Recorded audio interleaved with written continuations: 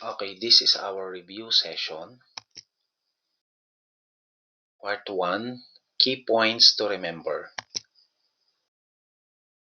Slope m in symbol m, it describes how the line changes across all space and may also be referred as the rate of change or the steepness of the line. Y-intercept in symbol b, it describes the point where the line crosses the vertical y-axis. Y equals mx plus b, it is the slope-intercept form used to find the value of slope and y-intercept. Linear equation. It is an algebraic equation where each term has an exponent of exactly 1, meaning it forms a straight line. When graphed, linear function has constant range of change. Relation, it is a collection of ordered pairs that shows a relationship between two variables. One-to-one correspondence is an example of a function. One-to-many correspondence is an example of relation. Many-to-one correspondence is an example of a function. Independent variable, it is represented by a horizontal line or the x-axis. Dependent variable, it is represented by vertical line or the y-axis. The graph of linear function is straight line. A function is a relation in which no two ordered pairs have the same abscissa and different ordinates.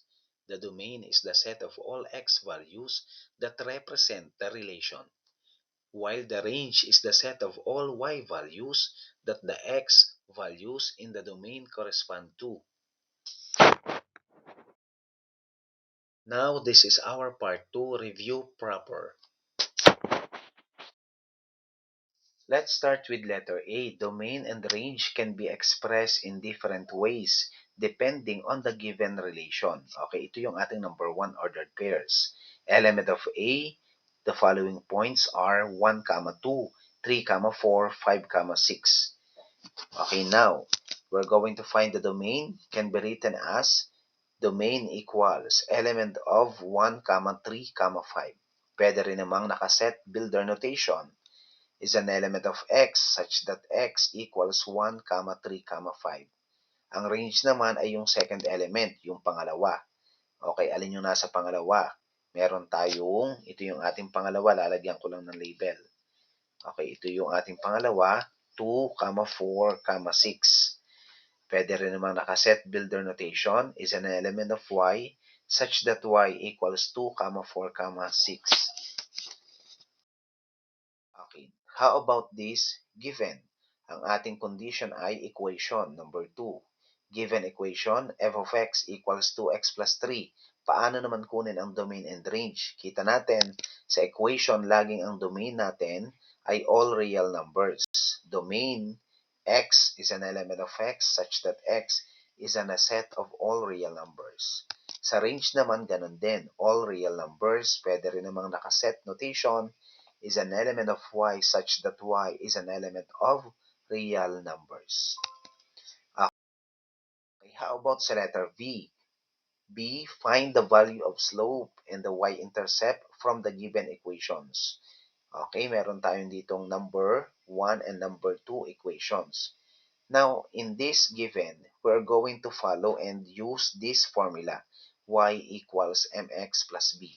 Okay, gawin natin yung number 1. The solution is number 1, negative 20x plus 5y equals 25. Gamitin natin yung y equals mx plus b. I-rewrite muna, i-arrange natin ang equation. Okay, as we can see, we have negative 20x plus 5y equals 25. Kinapya muna natin. Naging 5y equals, niliban na natin yung 20x, naging positive na, plus 25. Then, divide both sides by 5. Para y na lang matira sa kaliwa. We have 20x divided by 5 is 4x plus 25 divided by 5 is 5. As we can see here, the slope is, ayan ang format natin, y equals mx plus b. Tandaan ang slope ay yung katabi at kadikit lang ng x variable. slope is 4, while the y-intercept is 5. How about given number 2? 4y equals negative 32x plus 16. Okay, gawin lang uli natin. 4y equals negative 32x plus 16. We're going to divide both sides by 4. Okay, lagyan lang natin dito ng underline or quotient line. Nawala kasi. Okay, then, dinivide natin both sides by 4. Makakancel na yung 4. Then, madidivide na yon. Y na lang ang matitira sa left side. Y equals negative 8x plus 4.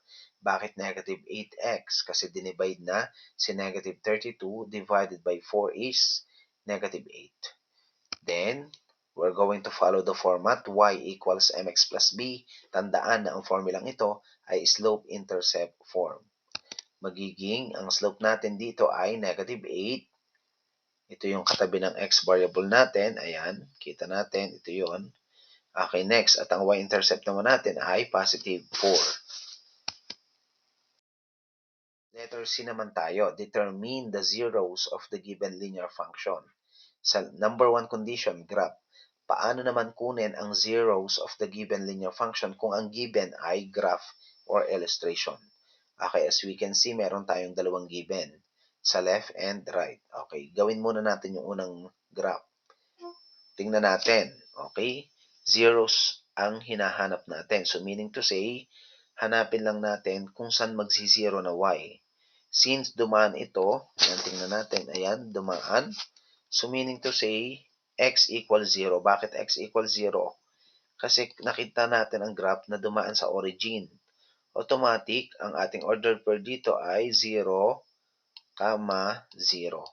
Okay, kung magkataon na 0, 0, ang y dito ay 0, automatic ang x natin dito ay 0 din. Next, sa second graph naman natin. Okay, kita natin saan masi-0 ang y. Okay, tama. Dito.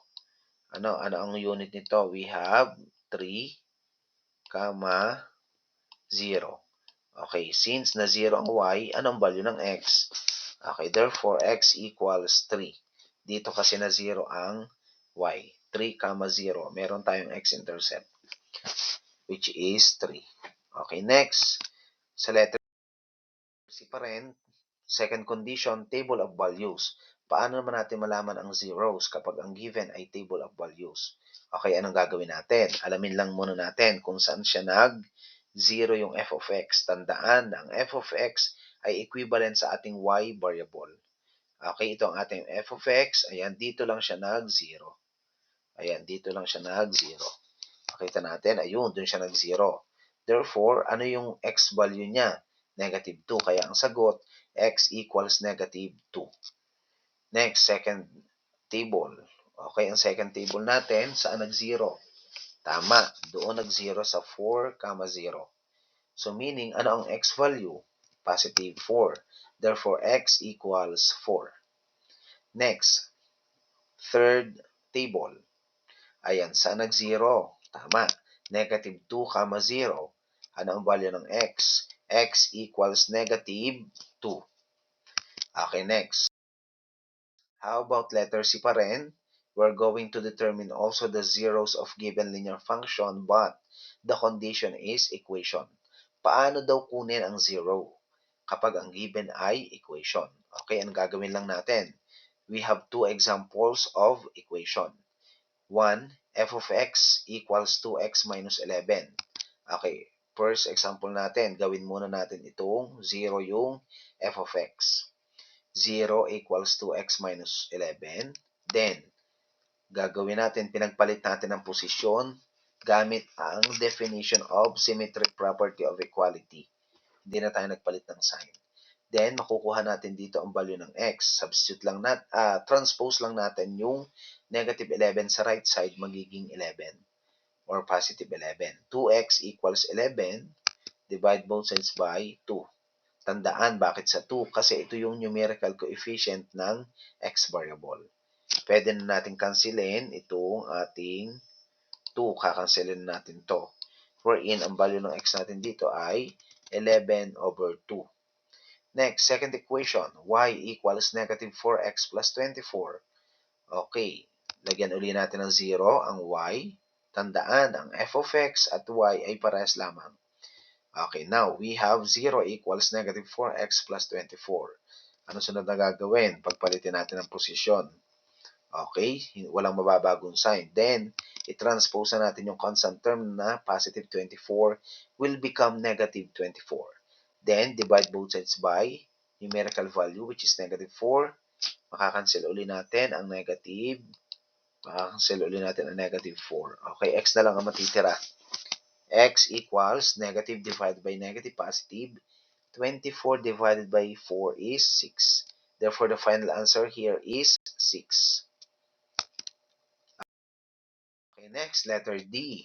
Which of the following graphs represent a function? Apply the vertical line test. Okay, tandaan sa pagbe-vertical line test, dapat walang dalawang points o higit pa na tatama doon sa vertical line. Okay, letter A. Ang letter A natin dito ay, ang tawag dyan ay not function. Bakit not function? Not function siya kapag merong tinamaang dalawang point. Ayun. Kapag tayo nag-vertical line, dalawang point ang matatamaan. Kasi kapag dalawang point ang matatamaan, automatic, same abscissa yon. Dalawa yung same na abscissa dahil meron tayong 2 points. Next, sa letter B. Sa letter B naman ay function. Walang tinamaan na dalawang points o higit pa. Sa letter C, function din. Letter D, okay, letter D not function. Tumama din siya doon. Pag tayo nag-vertical test, yun, tatama siya dito. Okay? Next, letter E. Ang letter E naman ay function. Hindi siya nagkasalubong o hindi tumama sa iisang pag nagkaroon tayo ng vertical line test. Okay. How about letter E? We're going to graph the following conditions. Number 1, given the set of ordered pairs or points. Papaano daw ito igagraph? You only have to do is to plot the following points. The following points are negative 2, negative 3, 2, 3, 0, 0. Okay, plot muna natin. Ayan, ipinlat muna natin. Ayun. Okay, then after i-plot natin, i-connect na natin yung dots o yung plot. Yun na yung sagot. Na-graph na natin. Nagkaroon na tayo ng line. Okay? Ganyan lang kadali. Okay, number 2. Given the equation of the line, f of x equals 2x plus 1. Paano naman kunin o paano natin ito i-graph kapag ang given naman ay equation? Okay, first, napakalaga ng ating tinatawag na y-intercept. Ang y-intercept natin dito ay positive 1. Okay, gawin natin ang positive 1. Ayun, ang positive 1. Then, na-plot na natin ang positive 1, nandito yon. Then, kunin natin yung slope. Okay, ano ang slope natin dito? Rise over run. Ang rise over run, ang slope natin dito ay 2. Nilagyan lang natin ang denominator na 1 para meron tayong maging run. Kasi rise over run. Okay? Now, punta na ngayon tayo sa baseline na y-intercept which is positive 1. Ilang units ang ating, yan, gagamit lang ako ng color pen para makita natin kung ilang units. Okay? 2, that is rise, pag sinabing positive 2, upward ng 2 units. Okay, bilang tayo, 1, 2. Okay, number 2 na tayo. Next, right side. Denominator kasi ay 1, right, 1 unit. Okay, 1. Okay, nag-1 na. Okay, so meaning to say, nandun na ang ating second point. Then, i-connect na natin. Pwede na nating i-connect yung dots. Magkakaroon na ngayon tayo ng graph or line illustration. Okay, ganito lang kadali ang mag-graph gamit ang number 1, ordered pairs or points. Sa number 2, equation of the line. Tandaan, sa number 1, ipaplat mo lang ang points, then i-connect mo na para magkaroon ka ng line. Sa number 2, sa equation, kunin mo lang ang y-intercept, then gamitin mo yung slope para sa rise over run. Okay, that's all for today for our review session. Thank you, and do not forget to like and subscribe this channel. Thank you so much.